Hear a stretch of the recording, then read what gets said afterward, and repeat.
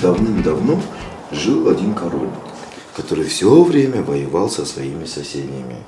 Но все-таки, как он ни старался понравиться всем... пап, это же неправда. Давай тогда Колобка почитаем. Говорящий хлеб, это же смешно. Давай лучше твою сказку.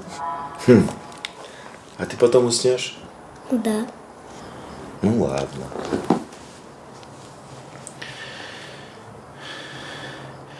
Уважаемые избиратели, когда я стану депутатом, я вам обещаю, что мы вычистим всю эту грязь, и мы выстроим новые дороги, по которым будет приятно ездить.